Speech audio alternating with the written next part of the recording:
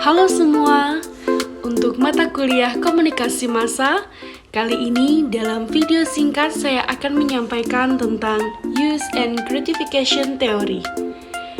Mari kita simak bersama. Use and Gratification Theory merupakan teori yang mengukur tingkat kepuasan penggunaan media. Teori ini menyatakan audiens secara aktif dapat memilih media yang berguna untuk mendapatkan kepuasan sesuai apa yang diinginkan. Terdapat 3 komponen atau jenis dalam penggunaan Use and Gratification Theory. Pertama, yakni kognitif, kebutuhan-kebutuhan yang berkaitan dengan informasi, ilmu pengetahuan, dan juga pemahaman. Kedua, yakni afektif, di mana kebutuhan berkaitan dengan sesuatu hal secara emosional, baik pengalaman-pengalaman menyenangkan ataupun estetis. Selanjutnya yakni sosial, yaitu kebutuhan yang berkaitan dengan interaksi atau komunikasi dengan orang lain, baik keluarga, teman, maupun orang lain dalam memanfaatkan sosial media. Pada awalnya, teori kebutuhan dan kepuasan ini muncul karena adanya kritikan terhadap teori Boole yang menyatakan audiens sebagai halayak pasif yang mudah dipengaruhi oleh media. Sehingga kemudian pada tahun 1940-an, Herta Herzog dipandang sebagai orang pertama yang mengawali riset Use and Gratification ini.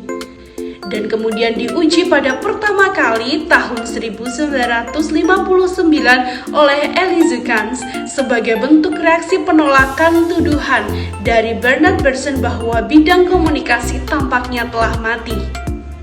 Dalam perkembangannya, terdapat beberapa asumsi yang kemudian menjadi dasar teori Use and Gratification ini, yakni asumsi-asumsi yang berasal dari tokoh-tokoh pelopor munculnya teori ini, yang kemudian menguraikannya menjadi 5 asumsi dasar. Yang pertama adalah halayak memiliki peran aktif, bukan hanya menerima atau audien yang pasif, namun juga memiliki motivasi, tujuan, dan kebutuhan personal lainnya.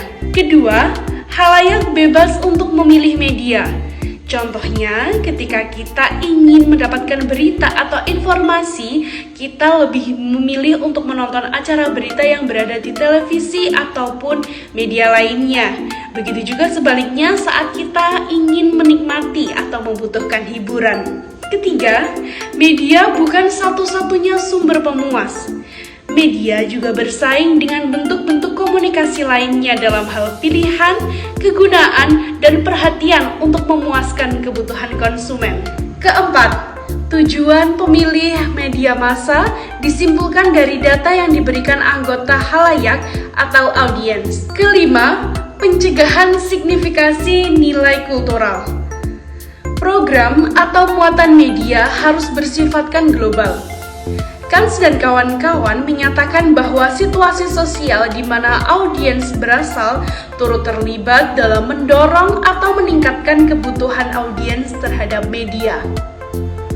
Teori ini juga penyempurnaan dan perpanjangan dari teori pemuasan kebutuhan Maslow pada tahun 1954.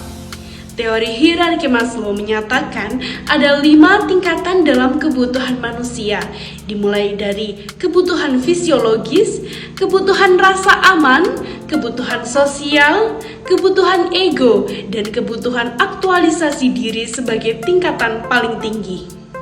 Teori ini juga merupakan kebalikan dari teori peluru atau jarum hipodermik, di mana dalam teori peluru, media dijelaskan sangat aktif sedangkan audiens berada di pihak yang pasif. Kemudian dalam teori Use and Gratification ini ditekankan bahwa audiens juga memiliki peran aktif untuk memilih mana media yang harus dipilih untuk memuaskan kebutuhannya.